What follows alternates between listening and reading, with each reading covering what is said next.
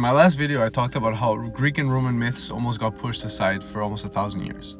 And I got a lot of pushback on it because people be hating on the internet. So here's how that happened and how they came back. During the Middle Ages, most of Western Europe only wanted people to talk about one thing, and one thing only, and that is Christianity. The Greek myths and old Greek stories, those were seen as taboo and were never really brought up in the conversation.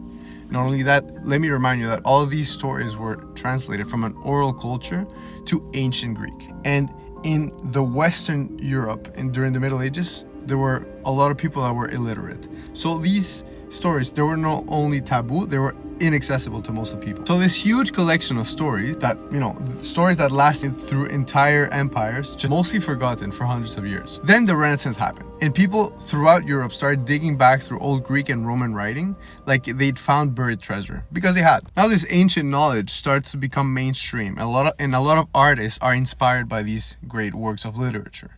Artists started painting these myths again. Botticelli painted Venus like she never left. Michelangelo carved statues straight out of old Roman stories. Writers started using old Greek ideas again. Thinkers started reading Plato and Aristotle, not as forbidden books like they once were, but as the starting point of anything that they're going to come up with. This concept of humanism also showed up during the Renaissance period.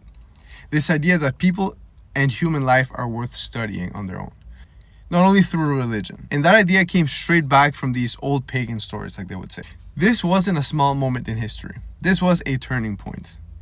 Without it, we wouldn't get the art we know today. We don't get the kind of thinking that later led to huge changes in science and freedom. We don't get a lot of the ideas the modern world is quietly built on.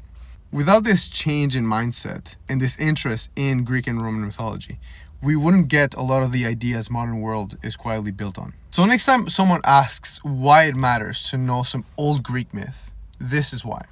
You're not just learning a story to sound smart. You're learning the foundation underneath a lot of what you already believe, watch, and even teach your own kids come from.